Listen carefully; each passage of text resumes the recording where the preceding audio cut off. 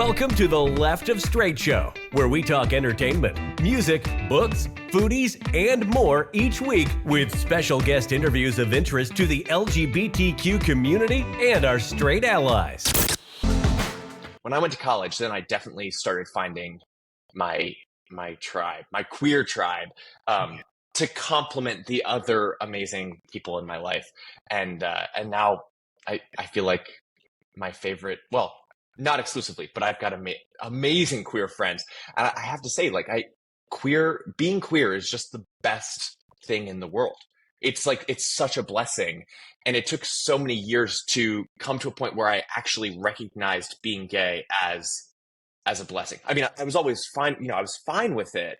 Right. But now I'm like, oh my gosh, I'm so glad I'm not straight. As crazy as that is. No, and I'd say it all the time because I consider myself a bear of a certain age, and unfortunately, our generation didn't feel that, right? We didn't have that comfort, but once you do finally accept that and come out at whatever age, you look back and like, oh, I wish, because yeah, you find out how special it is, and everything opens up all of a sudden, and you get that feeling, right? So I'm so excited that you found that at an early age, and that's something we need to teach our younger people, and we have to get our elders to just accept it and to understand that, yeah, it's a really good time out there. Because I remember Kevin talking about him writing his songs for you, and his EP was all about you, and then I hear you talking about this is all about Kevin. I can't find a guy I want to give 345s and a mixtape to, and you guys are doing entire albums to each other, so I'm a little jealous. Well, I just got an EP. I'm giving him a whole album. Yeah, but it took you how many years? And I put that EP out 4 years ago. Yeah, and one of the songs on that EP is about his last boyfriend. And one of the songs on your album is about my last boyfriend. Exactly. This is going to be interesting. I can't wait to go into this. Well, Kevin, let's switch the drag mama hat on the other side. As a singing mama, what's been your proudest things to see Austin kind of come alive in his music, and what has been his cringe moments you've been helping him through? I think initially... Be so honest. I need to know. No, initially when he brought up the whole music thing, and he worked with Justin Thorne, because they did a song for the Speech and Debate soundtrack. And it was sort of like, you're good. You're really good. And you have not just a singing voice, but like a voice in terms of writing and a style. And he was like, this is what I want to do. I want to make music. I'm like, you just have to start it. And I think incrementally, change is progress is slow. And I think there was some point, maybe it was 2 years later, he was like, I'm not where I want to be. It's like this. The music isn't what I want it to be. Yeah. And it was like, okay, but had you told yourself 2 years ago that you'd be like 2 albums in, we now have a system for making music videos. You now have producers that you have found and like, and that you work with consistently, because 2 years ago you had nothing. Mm-hmm. You had no connections to anybody, any sort of support other than us being like, yeah, go get them. This can only get you so far. Right. And without like a budget to do these things. And so I think being able to remind him and check in with him, because I think it's hard when you're the one doing it and you're in it, it's hard to see the progress you've made if it's not some overwhelming, like, look, now I'm Beyonce type success. Right. Where success looks different for everyone. And I'm very proud of him in that way, where one, I think he's extremely, extremely talented, where unbiased, like, I'm not embarrassed to be like, listen to his music. It's not just because I'm dating him. Like, he's actually very good. Because I'm a critical bitch. I won an Emmy as a producer, and then in season 6, I won an Emmy as an actor, not as a producer. I wasn't a producer at that point. I was an actor. And then I won an Emmy as Best Supporting Actor for my character, Caleb McKinnon, on the show. And that was really special to me because I won an Emmy portraying a character that was going through his own journey of accepting his own sexuality. And right. And so it was really, I said this in my Emmy speech, it was really sweet to know that there could be audiences watching the show and seeing the journey of my character. And my character really goes from, in the beginning, kind of like Real World. In the beginning, I didn't know he didn't know what he was doing. And he's like, I Right. think I have feelings for my best friend. I don't know. And then you see in season 6, I'm sorry, in season 5, it was, I don't know what I'm doing. Season 6, they sort of fall in love and they go through, their arc is the end of season 6. They're getting married. And in the scene when I'm getting married, I'm actually wearing my real suit that I wore to my own wedding. And so it was one of those moments where life imitates art kind of thing. And it was really sweet. And so to win an Emmy is amazing. And to have the little golden statue, is great. But also to win it for something that you're proud of and a storyline that you're proud of is icing on the cake. So it was a great, it was great. Well, congratulations, well deserved. And that's one of the things I love about you. I mean, all the times I've had you on the show, we've kind of talked about it. Your advocacy for being part of bisexual, gay community, whatever it is, has always been in your works and not in the voices, right? I remember at the time you won the Emmy, you thanked Nick, and everyone thought that was a big reveal. It's like people kind of knew. It's like you don't have to talk about it, right? And it's just nice that you're able to live your life out and proud the way you want to live it, whether it's however it is, and just acknowledge it and you do it in your deeds. So that's what I love about you, my friend. Congratulations. It's worth every bit of the award on there. Believe me. Thank you. You Yeah. talk about being openly proud. You're married to the love of your life, husband Steve, married by Jim Obergefell, which love him. We kind of have a kind of a coexisting thing. My very first show back in 2015 was my first guest was Kelly McCracken, who was part of that whole a different part of it through Ohio, through her and her wife at the time, for their daughter. Yeah. And so it's kind of a great, the people that were behind that, I mean, thank you so much for all of that. And talk about this relationship with Jim. Among the many things that a life in public service, and particularly in all those years working in the LGBT community space, has done for me is has put my heroes in my phone as friends.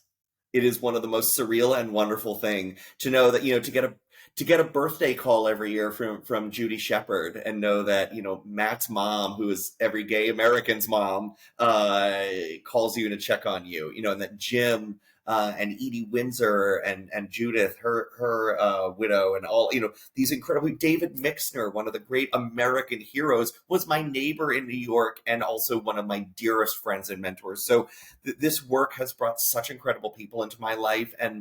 And so Jim, was someone I met through the world of of advocacy and being out there and crossing paths at galas and events and things. And he was in New York, and we met up for a drink and a connection, out of the world of any major event, and just to be people with each other. And we have been family ever since. And what an absolute honor and joy to have him marry us. If Ruth Bader Ginsburg isn't available, there's no one better than Jim Obergefell. But it meant so much to have the man who helped make this possible for so many of us be there and have him be part of our family now. People talk about the importance of that project to you and kind of how you keep yourself positive and upbeat to keep out of those kind of situations. Yeah, so Reach for me was very personal. I have experienced from my family of suicide. And so, someone I loved had hung themselves recently in the house that a lot of us in my family had grown up in. And I called my family member who found him, and I said, I have this movie, and it deals with this topic, and this feels very personal for obvious reasons. I want to take this, and I want to be able to open up this story in this chapter of my life, but I know that this is also something not just very personal to me, but to you, having been his child and someone who found him, and all of us. But I just want to, talk with you first before I open this door, and this story is, more public than maybe anticipated. Because I can't do this movie and not, people are going to ask why. So,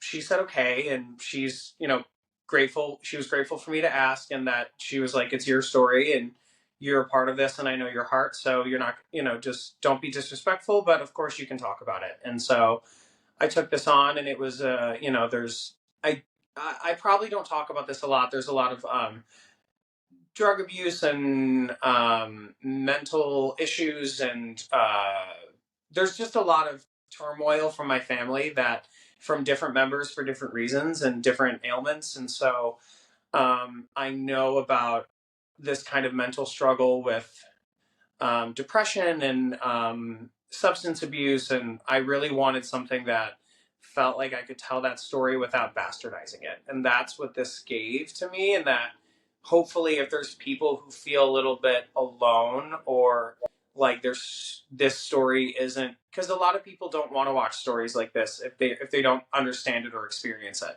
But if I have this in my catalog of work, and there are people who appreciate my work, then there is something that is personal to me, that is a part of this world we live in, that they can watch and relate to, and feel like they can emote healthily while watching this. The story was so well done, and you were amazing at it, my friend. And you and Emerson worked together on a project that just a couple of people in there involved, maybe Morgan Freeman and Debbie Allen, a couple people, and produced and directed by Blake and Emerson. I was so proud to see that. Talk about that project. Yeah, just during the holidays, actually, we were having, the Haskells came over there was actually Christmas dinner at my parents' house, and we were all sitting around talking, and Sam said, we have this event. It's the 20th anniversary of the Ford Center at University of Mississippi at Ole Miss, and they basically, Sam and Mary got the funding and the donors together to get the building built in the first place 20 years ago. And so they were giving them the Concerto Award, which is a philanthropy award at the university, for the 20-year gala anniversary. And, my godfather is a big television producer, and so they basically awkwardly sort of asked him to produce a show, and then told him that he would be the honoree. And so he said, I can't exactly produce my own award. That's weird. And also, it is a giant performing arts center, state-of-the-art performing arts center in the middle of a very small town where everybody talks and everybody knows each other. So he's like, I cannot do this. Would you all be interested? And he said, don't worry, I've already sent the emails out, and Morgan Freeman is attached, Debbie Allen's attached, Bellamy Young's attached, and Christine Baranski we're just waiting to hear back from, but she already said yes. And we're like, oh, great. So just like a real casual group of people. And and by the way, Marilyn McCoo and Billy Davis Jr. from the original Fifth Dimensions will be closing the show with a 45-minute set of their greatest hits. So that is crazy. And Emerson, talk about, I saw some things. What did I read? I think I read something that you posted where Christine Baranski was looking at a pre-event party with the lightning, and like, I didn't need all these special effects or something. How fun are they just to interact with these people? Well, and so we went down there for the week, so that Blake could really work on the music with the band, because they used the jazz band from the university. It's very a supportive arts community that the Haskells really want to lift up and celebrate as well. And so we were there for the rehearsals. Like, Bellamy gets in town, and her amazing husband Pedro, who's a world-class percussionist. And so we listened to their rehearsals with the bands and hear, Mary and sing and Bellamy sing. And then, of course, they host a giant, VIP dinner for the big donors who are making the evening possible, so that all of the funds raised can go to support the school with all of the stars as they've arrived in town. And so it's this very intimate dinner at the Haskells' home. And then, but being the South, one of those like crazy thunderstorm fronts comes through as we're all arriving and sitting in front of the giant bay windows, and then lightning everywhere. And Christine Baranski does walk out and says, Sam, these special effects.